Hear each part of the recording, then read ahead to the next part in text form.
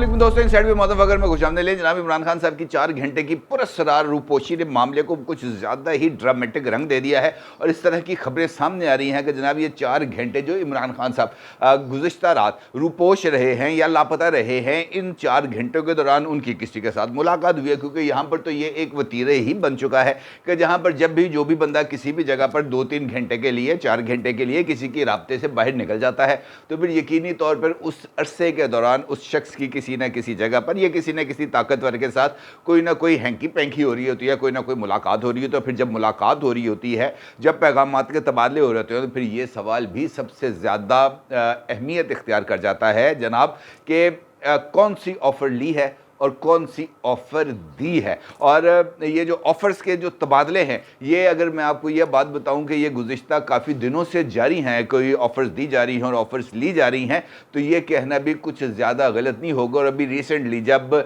अकील करीम daddy साहब और आरिफ हबीब साहब और दीगर गौहर एजाज साहब, दीगर लोग जब मुतहरक हुए थे उन्हीं दिनों में ऑफ़र्स की ये बात सामने आ रही थी 2-3 दिन पहले कि जनाब जहाज़ की ऑफ़र हो गई है इमरान खान साहब को कि जनाब जहाज़ अवेलेबल है, सवारी का इंतज़ार है और सवारी आके बैठेगी तो उसके बाद ये जहाज़ परवाज़ कर जाएगा। और यही वो मैक्सिमम ऑफ़र है जो मौजूदा हालात में इमरान खान साहब को दी जा सकती है। अब इस सिचुएशन के अंदर सवाल ये है कि इमरान खान साहब के लिए जो 4 घंटे थे वो कहाँ पर मौजूद थे और इन 4 घंटों के दौरान कौन कौन से मामलात किए गए। इस सारी सिचुएशन पर आपके साथ बात करूँगा, लेकिन उससे पहले एक और ख़बर है जिसने आज बहुत ही ज़्यादा हंगामा पैदा किया और ख़ास तौर पर इमरान खान साहब से ही मुतल्लिका हमारे लिए ख़बर ऐसी होती है आजकल, क्योंकि भाई साहब ने खामोश होना नहीं है, भाई साहब ने चुप करके बैठना नहीं है। कोई ऐसा मौका नहीं है जहां पर भाई साहब इस बात का ज़रा सा भी तासुर दें कि जनाब वो मौजूदा हालात के अंदर कोई ना कोई संजीदगी का एलिमेंट अपने अंदर रखते हैं। लिहाजा वो चूँकि बहुत ज़्यादा बोलने के शौकीन है और जब बंदा बहुत ज़्यादा बोलता है तो फिर वो गलतियाँ भी करता है। यकीनी तौर पर सियासतदान, स्टेट्समैन की तरफ से की जाने वाली गलतियों के खमियाजे मुल्क को भुगतना पड़ते हैं, कौम को भुगतना पड़ते हैं और ये एक तल्ख हकीकत है और इससे इनकार मुमकिन नहीं है। अभी रिसेंटली इमरान खान साहब की एक जूम मीटिंग लीक हुई है और उस जूम मीटिंग का जो कंटेंट है वो सामने आया है और इमरान खान साहब एक अमेरिकन कांग्रेस वुमन के साथ गुफ्तगू करते हुए पाए जाते हैं उस जूम मीटिंग के दौरान। और उस जूम मीटिंग में वो ना सिर्फ बहुत सारे गुफ्तगू करते हैं बल्कि वो कुछ ऐसे इशारे भी देते हैं जो पाकिस्तान के एक साबिक वज़ीर आज़म की तरफ से दिए जाना या कुछ ऐसे हिंट्स पास करना या कुछ ऐसे पासेस देना, वो मेरा ख़्याल है कि वो कुछ ज़्यादा दुरुस्त अमल नहीं था। और ख़ास तौर पर उस मौके पर जब इमरान खान साहब की तरफ से 9 मार्च की जो यहाँ पर बलवा कराया गया, जो फसाद कराया गया, उसके बाद अगर इस तरह की चीज़ें सामने आएँ तो फिर सवाल उठना बनते हैं। क्योंकि उसके बाद अमेरिका बहुत ही ज़्यादा तेज़ रफ्तारी से इमरान खान के लिए वहाँ पर जो एक लॉबी है वो काम कर रही है। 60 अमेरिकन कांग्रेसमैन की तरफ से जो अमेरिकन सेक्रेटरी ऑफ स्टेट है एंथनी ब्लिंकन, उनको एक ख़त लिखा गया जिसके अंदर पाकिस्तान में इंसानी हकूक़ की खिलाफ वर्जियों के ऊपर ना सिर्फ रायज़नी की गई, उंगली उठाई गई, बल्कि अमेरिका से मुतालबा किया गया कि वो फौरी तौर पर इन तमाम वाक़यात का नोटिस लें। और उसके बाद फिर एक अमेरिकी कांग्रेसमैन की तरफ से इमरान खान साहब से रब्ता भी किया गया, इमरान खान को फ़ोन भी किया गया। उसकी ख़बरें आज मुख्तलिफ़ अखबारात में शाया भी हुई हैं और वहाँ पर उस अमेरिकी कांग्रेसमैन की तरफ से इस बात का इजहार किया गया कि जनाब जो अमेरिका है उसको पाकिस्तान में इस तरह की सूरत हाल को नोटिस लेना चाहिए और इमरान खान की वजह से, यानी इमरान खान या इमरान खान की जमात पर होने वाले ऑपरेशन की वजह से, होने वाले क्रैकडाउन की वजह से इमरान खान जो अमेरिका और पाकिस्तान हैं इन दोनों के ताल्लुकात ख़राब हो रहे हैं। अब ये बात कम से कम मेरी समझ में नहीं आई। और उसके बाद जनाब ये जूम धमाका हो गया। अब जब ये जूम धमाका हुआ तो फिर ये तमाम कड़ियों को जोड़ा गया तो फिर ये पता चला कि जनाब ये जो साइफ़र ड्रामा रचाया गया था गुज़िश्ता बरस जब इमरान खान साहब को इक़्तिदार से निकाला जा रहा था, ये उस वक्त जो चीज़ फ़ायदे में थी इमरान खान साहब के लिए, इमरान खान साहब ने एंटी अमेरिकन सेंटिमेंट पाकिस्तान में उभारे और लोगों को अपने गिर्द इकट्ठा किया और ये बताने की कोशिश की कि जनाब जनाब पाकिस्तान कोई बहुत ही ऐसा बनाना रिपब्लिक बन गया है जो अमेरिका के कहने पर हुकूमतें बनाता है और अमेरिका के कहने पर हुकूमतें गिराता है। और वहीं से इमरान खान साहब ने ये जो एक नारा है वो तख्लीक किया कि हम कोई ग़ुलाम हैं, और फिर ये जो ग़ुलामी है वो बतदरीज इमरान खान साहब ने हासिल करना शुरू की, और फिर ये ग़ुलामी बढ़ते बढ़ते बढ़ते अब इस लेवल पर पहुंच गई है कि अब इमरान खान साहब नहायत ही यकीन के साथ ये बात कह सकते हैं कि हाँ, हम ग़ुलाम हैं। क्योंकि वो ग़ुलामी का तौक जो इमरान खान साहब उतारना चाहते थे, मुझे ऐसे लग रहा है कि वो तौक अब ख़ुद इमरान खान साहब अपने गले में पहन रहे हैं। और ये जो गुफ्तगू सामने आ रही है, इस गुफ्तगू में इमरान खान साहब ऐसी ही बातों की तरफ इशारा देते हुए नज़र आ रहे हैं, और वो ये बात कह रहे हैं कि जनाब ये जो दबाव का सामना है हमें, ये जो दबाव इस वजह से दिया जा रहा है कि पाकिस्तान अक़वाम आलम के साथ मिलकर को बहुत बड़ी तरक्की की तरफ जा रहा था, और वो तरक्की अगर इमरान खान साहब कर रहे थे, वो मेरा ख्याल है कि वो तरक्की ये माकूस ही थी, क्योंकि हकीकी तरक्की तो उनके दौर में नज़र नहीं है। फिर इमरान खान साहब ने उसी जूम मीटिंग के अंदर इस बात का भी दावा किया कि गुज़िश्ता 17 बरस के दौरान इमरान खान साहब के 3 बरस ऐसे थे जब पाकिस्तान की मईशत ने जो है वो खौफनाक हद तक जंप लिया और पाकिस्तान की जीडीपी बहुत ही आगे बढ़ गई। वो इस तरह के उन्होंने कुछ दावे किए जिनका वो अपनी गुड्डी चढ़ाने के लिए वो किसी तरह की बात कर सकते हैं, लेकिन इनका हकीकत के साथ कोई ताल्लुक़ नहीं। अब ये जो सिचुएशन बन रही है, इसके अंदर इमरान खान साहब का अपने मुरब्बियान, अपने दोस्तों या वो तमाम लोग जो इमरान खान साहब को इक़्तिदार में ला सकते हैं, उन तक पहुंचना तो यकीनी तौर पर उनका राइट है, और इमरान खान साहब यकीनी तौर पर उन शख्सियात में शामिल किए जा सकते हैं जो इक़्तिदार के लिए किसी भी एक्सटेंट तक जा सकते हैं, और वो इक़्तिदार के लिए किसी तरह का कोई खेल भी खेल सकते हैं। ये साइफ़र की मिसाल तो अब सामने आ चुकी है और इससे इनकार मुमकिन नहीं। लिहाजा वो जो 4 घंटे जिसका ज़िक्र मैंने आपसे गुफ्तगू के आगाज़ में किया था, वही 4 घंटे फिर इक़्तिदार में आने या अपनी स्किन को सेव करने के लिए बहुत ही ज़्यादा इम्पोर्टेंस इख्तियार कर जाते हैं। अब ये जो 4 घंटे की मुलाकात है जिसका मैं आपके साथ जिक्र कर रहा हूँ, इसके भी ताने बने कहीं ना कहीं जाकर पाकिस्तान की मिलिट्री इस्टेब्लिशमेंट के साथ जुड़ते हैं, और ये वही मिलिट्री इस्टेब्लिशमेंट है जहाँ पर जिसके ऊपर इमरान खान साहब इसी जूम मीटिंग में अमेरिकी कांग्रेस विमेन के साथ गुफ्तगू करते हुए उनके ऊपर ना सिर्फ इल्ज़ाम एक मरतबा फिर दोहराते हैं, बल्कि अपने ऊपर कातिलाना हमले का इल्ज़ाम भी पाकिस्तान की मिलिट्री इस्टेब्लिशमेंट पर धर देते हैं। और रिसेंटली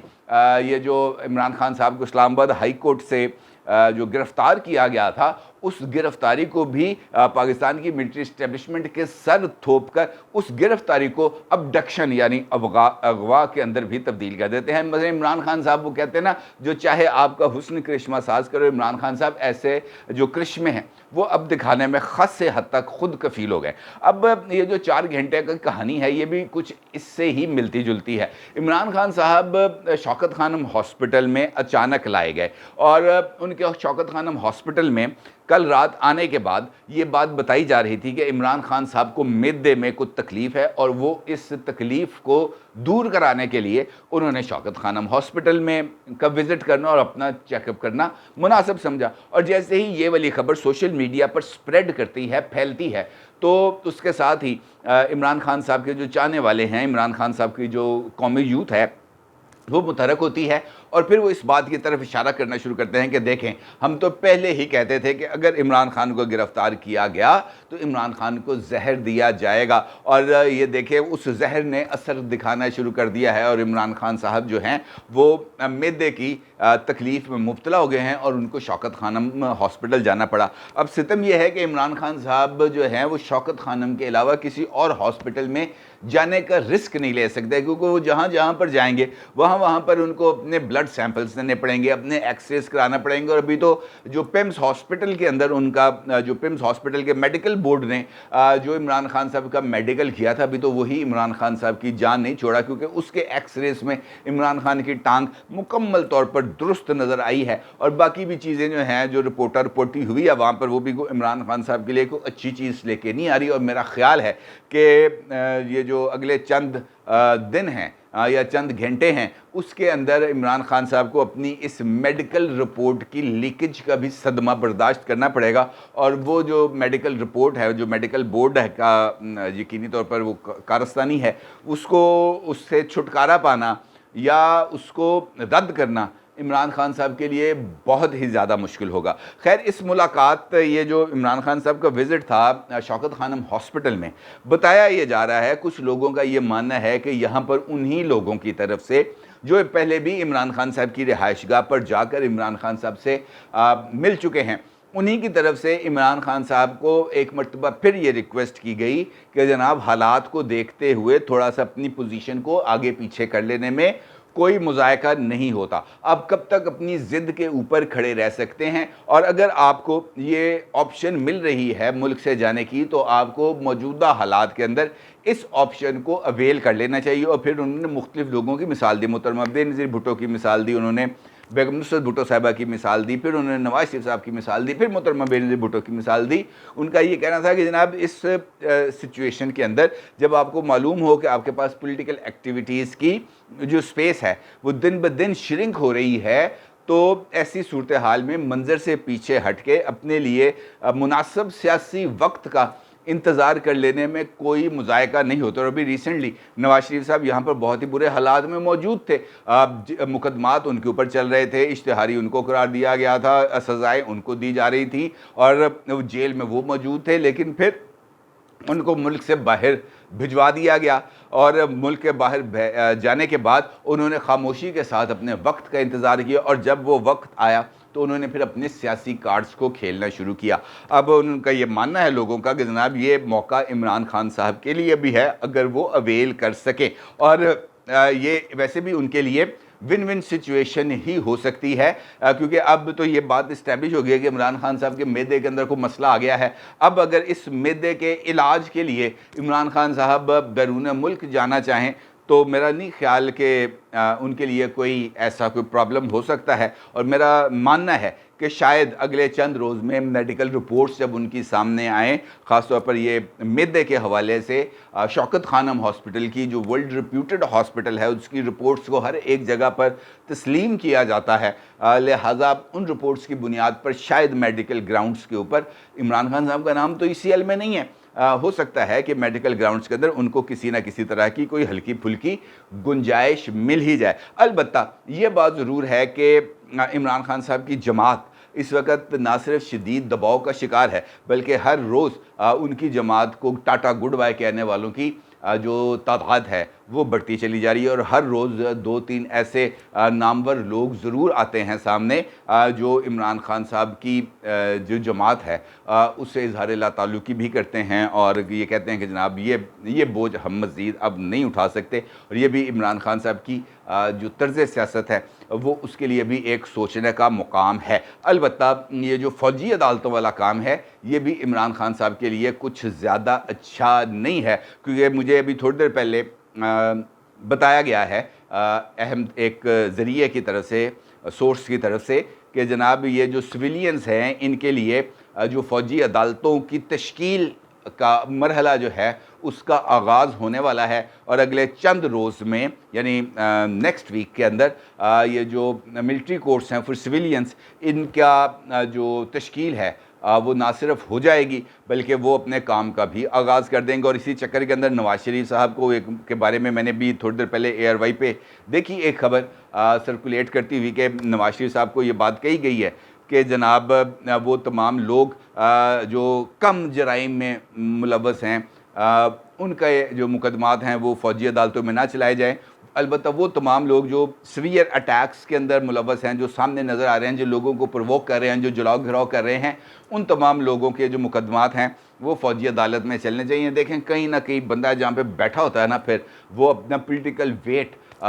दिखाता ही रहता है। और अगर नवाज शरीफ इस वक्त भी पाकिस्तान की सियासत के अंदर कोई रोल प्ले कर रहे हैं, या उनको उनके ज़िक्र के बग़ैर, तज़किरे के बग़ैर अगर जो गुफ्तगू है वो मुकम्मल नहीं होती, तो फिर ये भी एक बहुत ही बड़ा सवाल है। और यकीनी तौर पर ये इमरान खान साहब के लिए भी एक बहुत बड़ा सवाल है कि जनाब, उन्होंने अब फ्यूचर कोर्स ऑफ एक्शन अपनी पॉलिटिक्स के लिए कौन सा अडॉप्ट करना है। अपनी राय का ज़रूर इजहार कीजिएगा। आपका बहुत शुक्रिया। अल्लाह हाफ़िज़।